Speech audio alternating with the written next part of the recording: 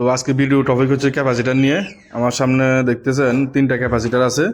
এটা হচ্ছে combined capacitor, এটা হচ্ছে রানিং ক্যাপাসিটার, আর এটা হচ্ছে যে আমরা যেটাকে বলি হচ্ছে পাওয়ার প্যাক অথবা স্টার্টিং ক্যাপাসিটার অথবা স্টার্টার ক্যাপাসিটার, যে যেটা বোঝেন। এখানে লেখা আছে দেখেন, স্টার্টার, পাওয়ার প্যাক। এই যে পাওয়ার প্যাক। তো এই যে কম্বাইন্ড ক্যাপাসিটার কিন্তু তিনটা পয়েন্ট। আমরা যদি দেখি, এই যে সি, কুদুস ভাই ক্যামেরা সামনে নিয়ে আসেন, দেখা যায়। এই দেখেন সি, এখানে সি আছে, এই পাশে আছে হার্ম, আর এখানে লেখা আছে, ভিতরে লেখা আছে ফ্যান। এখানে ভিতরে যে ফ্যান লেখা আছে। তো এই ক্যাপাসিটিগুলো উইন্ডো এসিতে বেশি ব্যবহার করা হয়, এখন রেগুলারলি অন্য এসিগুলোতে চলে আসছে।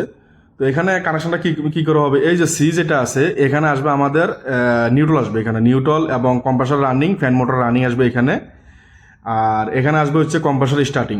এই যে হার্ম যে লেখাটা আছে, হার্ম লেখাতে আসবে কম্প্রেসর স্টার্টিং। আর এখানে যে ফ্যান যে লেখাটা আছে, ফ্যান, এখানে আসবে আমাদের আউটডোরে কন্ডেন্সার মোটর স্টার্টিং, আর এই যে রানিং, এখানে তো এটা হচ্ছে রানিং ক্যাপাসিটি দুইটা মাথা।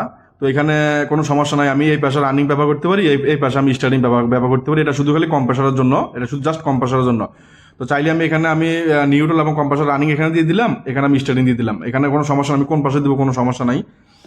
এই যে দেখতেছেন, এটা হচ্ছে পাওয়ার প্যাক অথবা স্টার্টার অথবা স্টার্টিং ক্যাপাসিটার, যে যেটা বোঝেন। এটা আমরা ব্যবহার করি কখন, এটা ব্যবহার করা কম্প্রেসর যখন উইক থাকে। হ্যাঁ, তো এই ক্যাপাসিটার কিন্তু এই কম্বাইন্ড এবং রানিং ক্যাপাসিটার থেকে কিন্তু আলাদা, এটা কিন্তু অনেক পাওয়ারফুল। এখানে কিন্তু লেখা আছে, আপনি দেখেন, স্টার্টার পাওয়ার প্যাক, হ্যাঁ, really and hard start capacitor.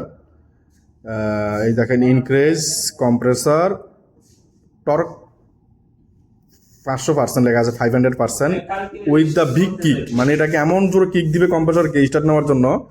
তো এটা আসলে ব্যবহার করা হবে সর্বনিম্ন, মানে কত বিটিউ থেকে, দেখেন এখানে 4000 বিটিউ থেকে 1,20,000 বিটিউ পর্যন্ত। মাল্টিমিটার নিয়ে নেবেন, যেখানে আসলে এই যে রেজিস্ট্যান্স মোডটাও আছে, জামানগুলো দেখেন রেজিস্ট্যান্স মোড। আমি এটাকে অন করবো, আমি এটাকে রাখবো রেজিস্ট্যান্স মোডে। তো রেজিস্ট্যান্স মোডে আনার পরে দেখেন এখানে এই যে ন্যানো ফারাড চিহ্ন চলে আসছে। তো এখন আমি দেখাই, আমি ধর্ম হচ্ছে এই যে, এটা যেহেতু কম্বাইন্ড ক্যাপাসিটার, এটা আমি ধর্ম সি এবং এই যে সি এবং হার্মে, এই যে সি এবং হার্মে আমি ধর্ম। তো ধরার পরে দেখেন এখানে এই যে এটা শো করতেছে 36, মানে 36 মাইক্রোফারাড ইউএফ। হ্যাঁ, 36 মাইক্রোফারাড আমার এই ক্যাপাসিটার। তো এটা হচ্ছে একটা 35, এই যে দেখেন এই যে 35/6, মানে 35 হচ্ছে আমার কম্প্রেসরের জন্য, আর 6 হচ্ছে আমাদের আউটডোর কন্ডেন্সার মোটর, মানে 6 হচ্ছে ফ্যান। 6 যে ইউএফ বলি আমি এটাকে বুঝতে আসলে এটা হচ্ছে যে মাইক্রোফারাড, ইউ হচ্ছে মাইক্রোফারাডের চিহ্ন। আর এখন দেখেন সি এবং ফ্যানে যদি আমি ধরি, তাহলে এখানে আসছে, এখানে আসবে দেখেন এই যে আসছে 6, হ্যাঁ, 6 মাইক্রোফারাড চলে আসছে। তার মানে আমার এই ক্যাপাসিটারটা ভালো আছে। এখন দেখেন আমি যদি এটাকে এভাবে চেক করি, রানিং ধরবো, আমি দুই পয়েন্টে ধরবো, এটা ব্যাকা করছেন কেন সোজা করেন, দেখেন এটা 56 আসছে, মানে এইটা হচ্ছে আমার 55 মাইক্রোফারাড একটা ক্যাপাসিটার। আমার এই ক্যাপাসিটারটা ভালো আছে।